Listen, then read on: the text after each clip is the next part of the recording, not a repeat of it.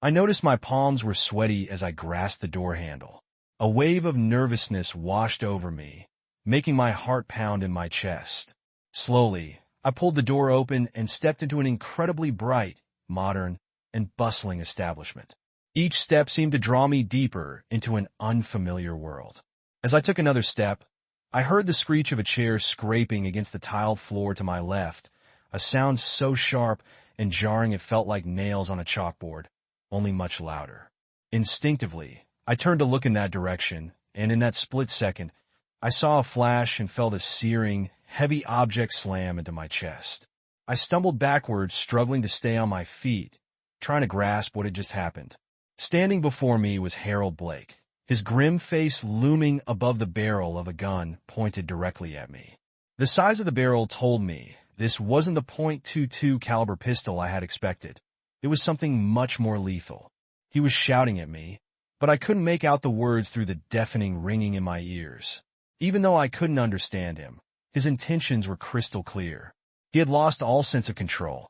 Harold raised the gun slightly higher and took a step closer, a sickening smirk creeping across his face. But then, just as quickly as it appeared, the smirk vanished. Not just the smirk, his entire face seemed to disappear in a blur of motion. "Oh my God, Dave, you've been shot!" Les Williams shouted as he rushed toward me, carefully lowering me into a nearby chair. Les was my wife's cousin's husband, a decent guy who worked as a detective in the local police department. Right now, I liked him even more as I saw Harold Blake sprawled on the floor, his eyes wide open but lifeless. Les had really delivered a solid punch to Blake's ugly face. Les grabbed some paper napkins and pressed them against my chest, yelling at the bartender to call an ambulance.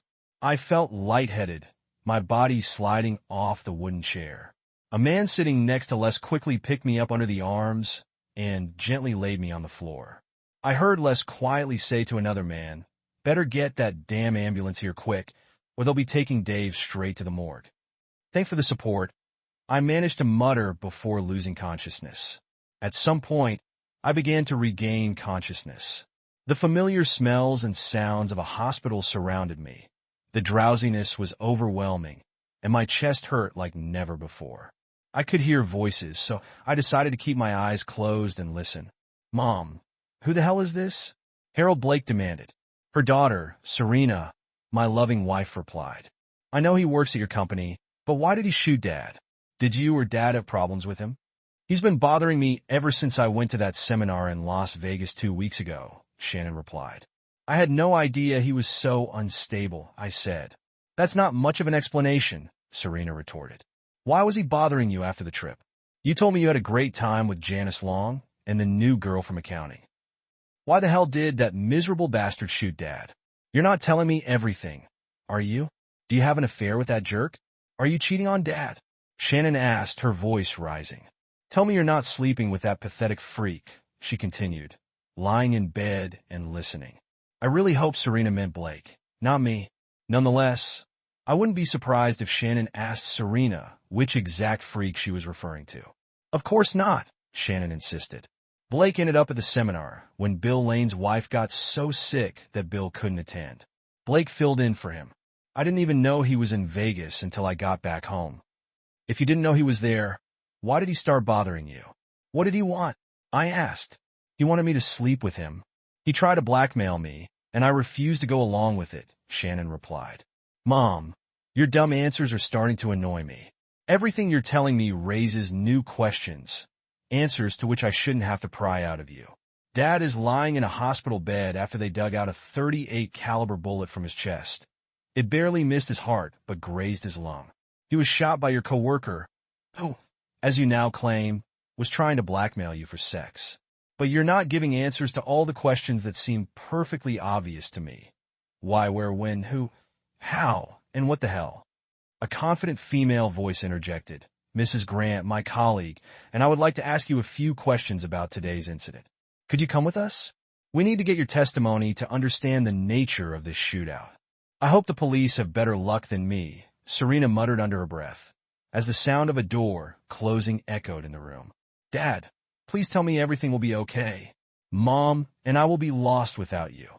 I cautiously opened one eye and saw Serena sitting alone, her face buried in her hands.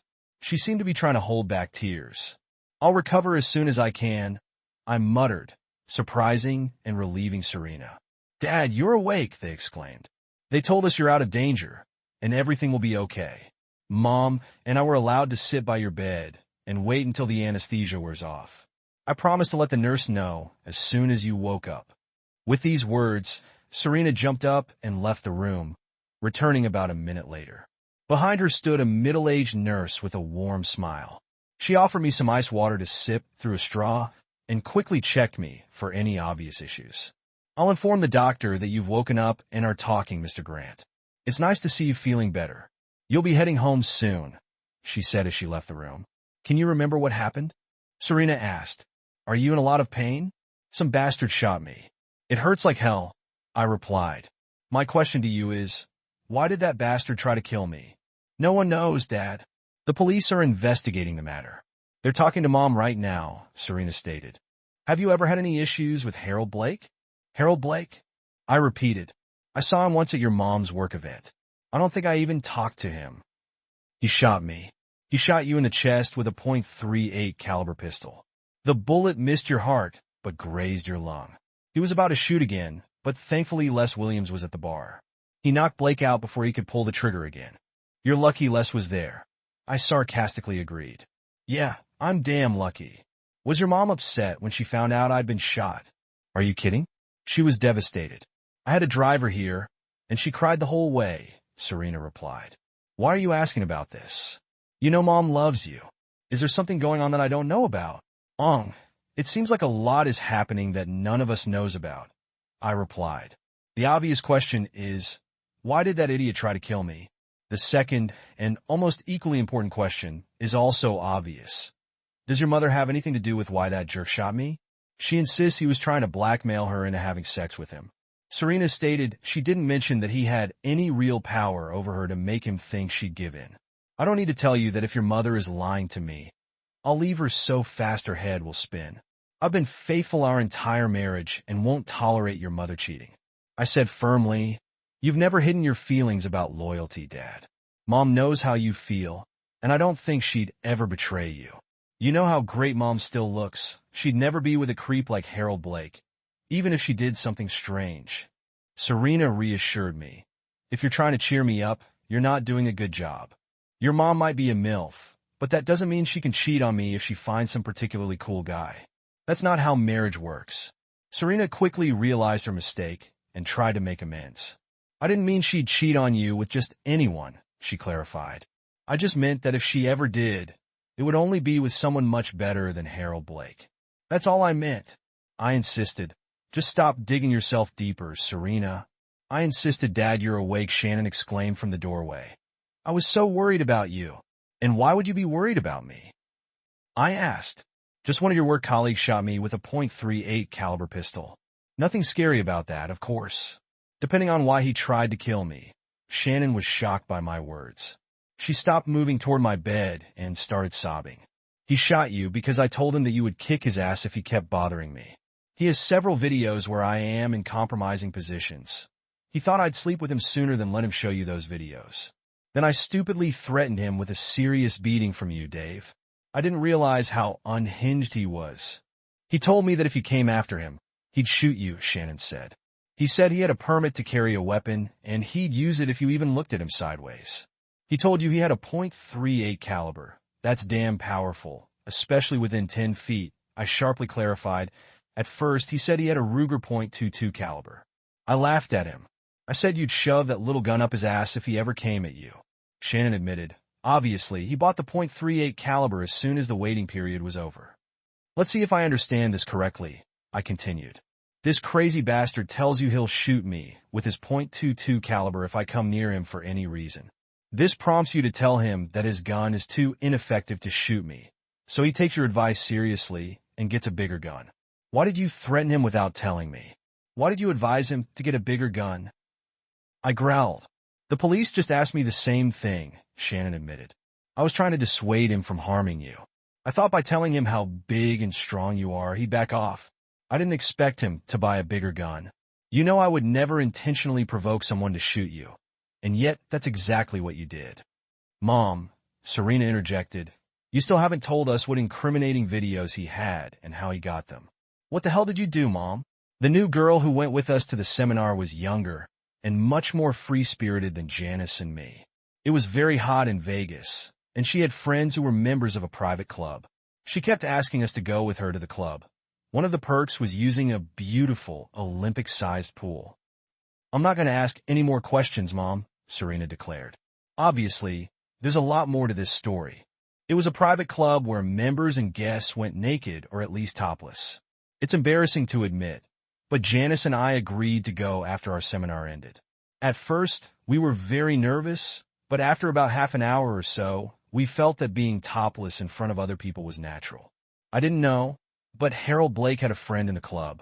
There were rules against taking photos or videos, but he clearly broke them. He secretly filmed Janice and me topless. When we returned from Vegas, he sent me copies by email and said he would send them to Dave, Mom, Dad, and anyone else whose addresses he could get. Janice said he did the same thing to her. He wrote the email in a way that made it seem like we had sex multiple times in Vegas. He just wanted it to happen again. That's why I didn't show it to you, Dave. I was afraid you'd think it was true. It's not. I would never cheat on you.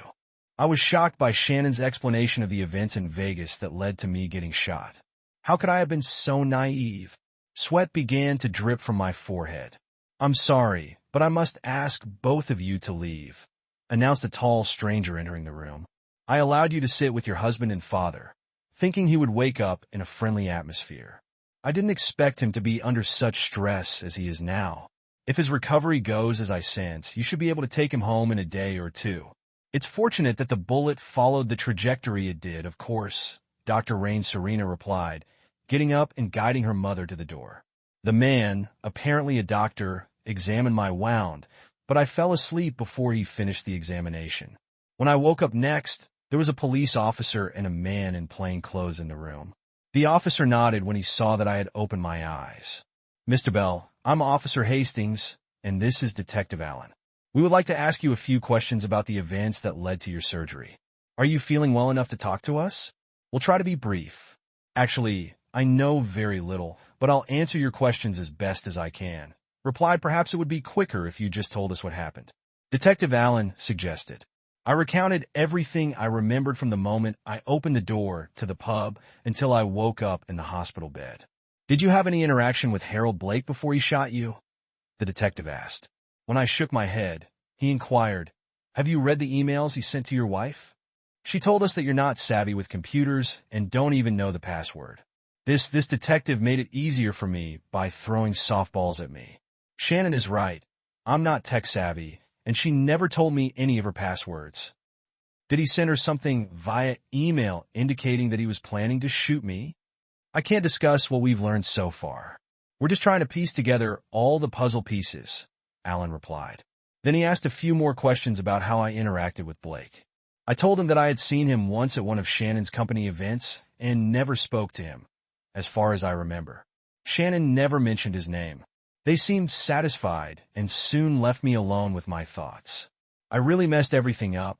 It was obvious Shannon said she never slept with that jerk, and I believed her. She rarely lied, especially about something serious, and she had tells that allowed me to understand if she was distorting the truth.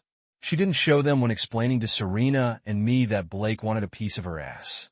I should have found time to read all the new emails she received from that jerk before going to his favorite dive bar, expecting that Blake to come at me with a .22 caliber pistol.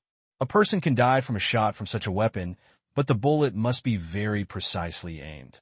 I had already decided that Blake wasn't going to be surgically accurate and precise when formulating his imagined revenge. Shannon was my whole life. After 20 years of marriage, I loved her more than I could ever imagine. When she returned from the trip to Vegas, she was acting somewhat strangely. It wasn't just one thing, but a combination of things. I started to worry. Over the years of work, I learned to hide various details from Shannon. The most significant of these was the fact that I wasn't as clueless with computers as she thought. I knew how to handle a laptop. I used it at work, although for some reason, she never considered that possibility. I saw how she checked her email many years ago, and memorized her password, which was the date of our anniversary. She had no clue about any of it. Since her unusual behavior worried me, I decided to log into her account for the first time. Soon enough, I discovered that Harold Blake had sent Shannon copies of several videos where she was topless by the pool, surrounded by a few other people. To say that this surprised me would be a significant understatement. Another thing that surprised me was Janice's long, surprisingly large and firm breasts. Who would have thought? I was much less concerned about Shannon going topless in Las Vegas than about her sleeping with Blake. Judging by how he worded his emails, it seemed like Shannon had slept with him multiple times. In her responses, there were threats about what I would do to him if he didn't stop trying to blackmail her. Remembering these emails, it must be acknowledged that she never admitted to sleeping with him. She didn't even touch on that topic. I had been tracking Blake for almost the entire previous week. On his way home, he always stopped at one pub. In my defense, I was very depressed by what I thought was Shannon cheating on me. I read in the emails that he had a concealed carry permit, a .22 caliber pistol, and he would use it if I tried to confront him in any way. I never saw any emails about buying a larger gun. My revenge plan was very simple, too simple as it turned out. I would accidentally enter the pub when he was there. I would stare at him until he got nervous and pointed his gun at me, if necessary. I would pretend to draw my own gun from my pocket to make him react. If he just waved the gun around and threatened me, I would have him arrested and get the maximum sentence. If it seemed like he was going to shoot me, I planned to cover my face with my hands and bend down to minimize the chances of getting hit by stray bullets. Looking back, I realized that my assumptions were quite mistaken. The guy indeed had a .38 caliber. He didn't wave the gun around or threaten me. He simply shot me in the chest before I could even try to take cover. I was sure of that. The truth about her affair would come out during the investigation, and I would be the poor, innocent husband who mistakenly trusted his faithful wife. The topless videos would somehow fall into the wrong hands and be shown to Shannon's friends and relatives. She might even face ostracism from her family, causing her intense pain. Shannon had wonderful relationships with her parents, siblings, and even with my family. Family was a very important part of her life. Now, I had to think about how to get out of this mess I created myself. I had to make sure Shannon didn't find out what an idiot I was, how I believed she was having an affair with Blake, and how I came up with my half-baked plan just to make her and her lover suffer, even if it meant my own demise. I always thought I was good at solving problems, but recent events made me reconsider that opinion. How could I avoid being portrayed as the biggest fool in the world? How could I present the situation in a way that minimized the damage? Shannon and Serena visited me in the afternoon. Serena was relieved that I would be released the next day, but Shannon was quiet and withdrawn. It seemed like my poorly thought-out plan had worked. She was subdued and teary-eyed. I pretended to fall asleep, and they cut their visit short as they left. I began to think about how I could fix this mess. I wasn't very surprised that Shannon went topless at a private club in Vegas for a few reasons. One reason was that she was in great shape, with a nicely sized, firm bust, and she clearly took pride in her appearance. Another reason was the pressure from her friend Janice, who also had an impressive bust size. Based on the videos I watched dozens of times, Janice really enjoyed showing off her assets. The main reason I wasn't surprised, though, was a conversation I had overheard once when I came home early from work on a hot Saturday morning. Shannon and Serena were by the pool, having what seemed like an impromptu poolside party. Serena's two closest friends, Beth and Amber, were there in tiny bikinis, as well as Shannon's younger sister, Laura. Also present were a couple of neighbors, both women in their 30s. I decided to eavesdrop on the conversation before grabbing a small cooler of beer and joining the women. The topic of conversation turned out to be very interesting. They were discussing how much they would love to go somewhere far away to a beach where they could go topless without worrying about being discovered by relatives, friends, or coworkers. Serena and her two charming friends were the most vocal about how fun it would be and how unforgettable the experience would be. I was very surprised when Shannon and Laura agreed with them, talking about how interesting it would be to behave differently from the typical boring suburban housewives. That conversation I overheard by the pool kept ringing in my head as I drifted off to sleep. It made me realize that Shannon might have a bit of an exhibitionist streak. I wondered if all women were like that, or if it was just a trait of women with beautiful figures, confidence, and the means to indulge in such desires. The next day, Shannon and Serena came to pick me up from the hospital. I was given a list of prescriptions and instructions for my diet and physical exercises in the near future, along with a promise to regularly visit my family doctor. Shannon helped me into the house, and to my surprise, most of our close friends and relatives were there waiting to welcome me home. Everyone expressed their concern and wished me a speedy recovery. I shook hands and greeted people until I began to feel exhausted. At that point, I sank into my favorite armchair and reluctantly fell asleep. When I woke up, I overheard a conversation that made my blood boil. Shannon was being attacked by both her and my family for her behavior in Las Vegas. It became clear from the conversation that the videos had indeed fallen into the hands of most of our guests. Married women don't go around with bare breasts, especially in an unfamiliar place, lectured Shannon's father. You might as well get a tattoo on your forehead or on your backside, or in both places, indicating that you're available and easy. Acting like this is just asking for trouble. Dave got shot because of you. Jack's right. My father chimed in as soon as Shannon's father fell silent. Decent women don't flaunt their breasts for anyone who wants to see them. My granddaughter needs a good example to follow. What her mother is showing on video, being topless in front of a bunch of strangers, is sending the wrong message. I'm very disappointed in you. Shannon just stood there, taking it all in. Tears streamed down her cheeks, and she trembled slightly, the way she always did when she was deeply saddened and under extreme stress. My heart broke seeing and hearing how my wife was being treated like an outcast. But what infuriated me the most was how harshly our own family was treating Shannon. Everyone, he needs to shut up or get the hell out, I growled, rising to my feet and approaching Shannon. Jack, whose house is this that you're standing in right now? I demanded an answer from my father-in-law. Well, it's your house, Dave, Jack replied, not trying to conceal his confusion. Wrong answer, you idiot, I roared. This house belongs to your daughter, who happens to be my wife, and to me. You're in Shannon's damn house. Calling her actions completely unacceptable, I said, you have a few options. You can get out of our house and stay out. You can try your luck treating me like crap, or you can apologize to Shannon. I was just pointing out that her actions, Jack began. You're on thin ice, Jack. Preaching is not an option. Get the hell out right now, or apologize to your daughter. I warned. Son, he was just my father. Try to intervene. You're next, Dad. I warned. No one in our house speaks ill of my wife or about her. Shannon rushed to her father and hugged him, while her mother, Susan, hugged me tightly.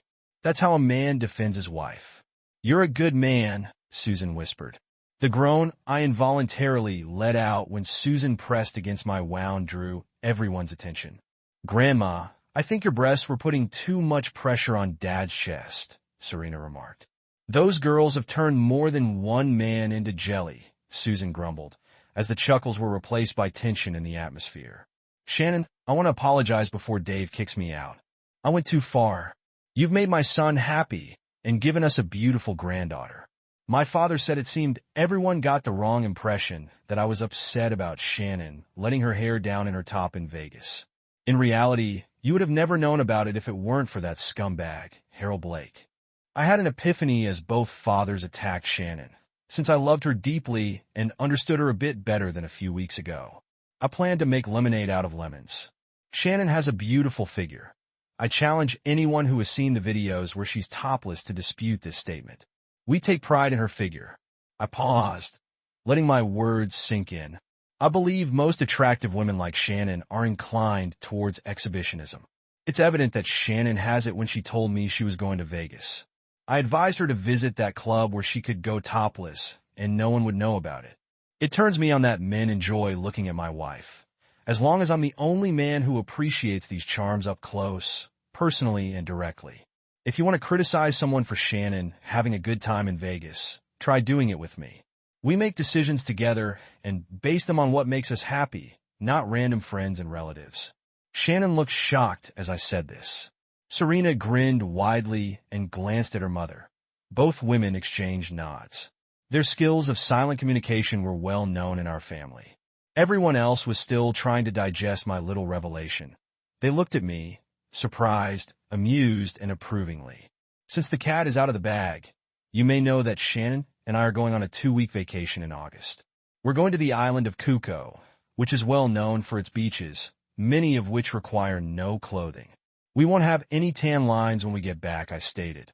If any of you have a problem with our life choices, express it now. Tell us why we are sick puppies and need help. I think it's a great idea. Dad, Mom will enjoy having her tits free with horny men around her, and you'll be there for protection, Serena predicted. Thank you, Serena. It means a lot when our daughter understands and encourages our bacchanalia. I can't wait, Serena. You promised that I could go on our next family vacation. You also told Beth and Amber that they could come with us if they paid for their airfare. We're going to have a great time. I was about to voice my opinion about Serena going to the beach topless, but I immediately realized that I would react like Jack if I voiced my concerns about my 19-year-old daughter. I would be the biggest hypocrite in the world if I suggested anything other than support for Serena. I decided, thinking about the private conversation I would have with her later. I was torn between possible scenarios. Beth and Amber topless. That was a vision I wanted to experience. However, Serena walking around with her breasts exposed worried me.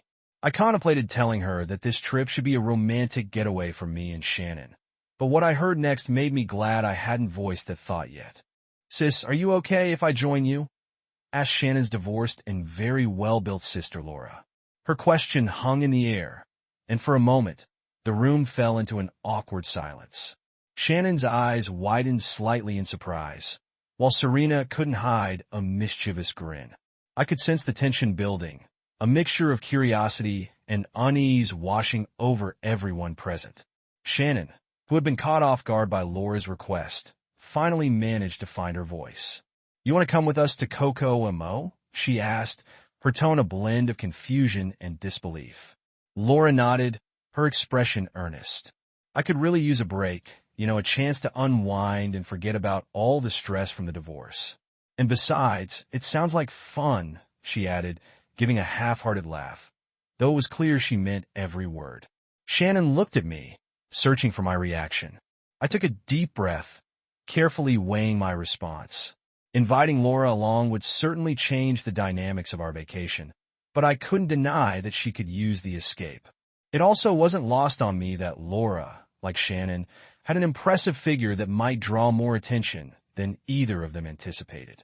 Well, I began slowly, trying to sound nonchalant. If Shannon's okay with it, I don't see why not. We could all use some relaxation, and it might be good to have more family time together. Shannon seemed to relax a bit, a small smile tugging at the corners of her mouth. All right, Laura, if you really want to come, we'd be happy to have you. But just so you know, Kokomo isn't exactly a family-friendly destination. It's a bit unconventional, she added with a cautious look. Laura chuckled. Don't worry, Shannon. I'm not as uptight as I used to be. Besides, a little unconventional sounds like exactly what I need. Serena's grin grew wider, clearly thrilled at the idea of her aunt joining us. This is going to be the best trip ever. Just imagine all of us lounging on the beach, soaking up the sun. It's going to be epic. I couldn't help but chuckle at Serena's enthusiasm, but my thoughts kept drifting back to the implications of this trip. The conversation in the room had lightened considerably, and everyone seemed to be in a better mood. But I knew there were still unresolved tensions lurking beneath the surface. After the guests had left and the house finally quieted down, I found myself alone with Shannon in our bedroom. She was standing by the window, gazing out at the darkening sky, her arms wrapped around herself as if trying to ward off the chill of the evening air. Shannon, I called softly, approaching her. She turned to face me, her eyes reflecting a mixture of exhaustion and worry. Dave, I'm sorry about everything that happened. I didn't mean for any of this to get so out of hand, she said, her voice trembling slightly. I reached out gently, placing my hands on her shoulders. It's not your fault, Shannon. You couldn't have known what Blake was capable of. But we need to be honest with each other moving forward. No more secrets, no more hiding things. We've been through too much together to let this break us. She nodded, tears welling up in her eyes. I promise, Dave. I'll be honest with you from now on. I don't want to lose you. You won't? I assured her, pulling her into a tight embrace. We'll get through this, and we'll come out stronger. But we have to work on it together. For a long moment, we just stood there, holding each other in the dim light of the room. The weight of everything that had happened still lingered, but there was also a sense of resolve, a determination to rebuild what had been shaken. As we finally pulled apart, I could see the beginnings of hope returning to Shannon's eyes. We should get some rest, I suggested. Tomorrow, we can start figuring things out and planning for our trip. Shannon nodded in agreement, and as we settled into bed, I couldn't help but feel a flicker of optimism. Despite everything, we were still here, still together, and that was something worth fighting for. The following days were a whirlwind of preparation and planning for our upcoming vacation. Shannon seemed to be in better spirits, focusing on the positive aspects of the trip rather than the chaos that had preceded it. Serena, too, was brimming with excitement, often chatting about all the things she wanted to do once we got to Cuco. Laura, true to her word, threw herself into the plans as well, and soon enough, the tension that had once hung over our household began to dissipate. It felt like we were all moving forward, leaving the shadows of the past behind. But despite the optimism, I couldn't shake the feeling that there were still loose ends that needed tying up. Harold Blake's actions and the events that had led to that day in the pub continued to gnaw at the back of my mind. I knew I couldn't fully relax until I had answers, until I knew for certain that the danger was behind us. One evening, a few days before our scheduled departure, I decided to do something I had been putting off for a while. After Shannon had gone to bed, I sat down at my computer and began digging through old emails and messages, anything that might shed more light on Blake's motives and actions. It didn't take long before I stumbled upon an email thread that sent chills down my spine. Buried among the hundreds of messages was a conversation between Blake and an unknown contact. The language was cryptic, but it was clear they were discussing something more than just blackmail. There were mentions of retribution and taking care of unfinished business. My heart raced as I realized that Blake might not have been acting alone. Someone else was involved, someone who might still be out there waiting for their chance to strike. The thought was terrifying, but I knew I couldn't keep this to myself. Shannon needed to know, and we had to take precautions. I printed out the emails and carefully tucked them away in a drawer, deciding to bring them up with Shannon the next morning. If there was still a threat looming over us, we needed to be prepared. The next day, over breakfast, I gently broached the subject. "Shannon, there's something we need to talk about," I said. She looked up from her coffee, concern flickering in her eyes. "What is it, Dave?" "I found some emails last night, messages between Blake and someone else. I think there might be more to this than we realized. I don't want to alarm you, but I think we need to be careful, especially with the trip coming up." Shannon's face paled as she listened, and she set down her cup with a trembling hand. "What do you mean?" "More to this. You think someone else was involved?" I nodded, reaching across the table to take her hand. "I'm not sure yet, but we can't take any chances. I've already contacted Les, and he's going to help us look into it. We need to be vigilant, but we can't let this ruin our lives either." Shannon squeezed my hand, her grip firm despite the fear in her eyes. "Thank you for telling me, Dave. We'll get through this together." And so, as the days passed and our departure date drew nearer, we made sure to take every precaution. Les was discreetly keeping an eye on things, and I made sure that all of us were never alone when out in public. There was a sense of unease, but also a determination to move forward, to not let fear control our lives. Finally, the day arrived, and we found ourselves boarding a plane to Cuco.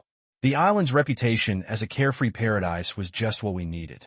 And as we flew toward the sun-drenched beaches, I allowed myself to believe, if only for a moment, that everything might finally be okay. But as we touched down and stepped onto the warm, sandy shores, I couldn't shake the nagging feeling that this was just the calm before the storm, that the true test of our resilience was yet to come.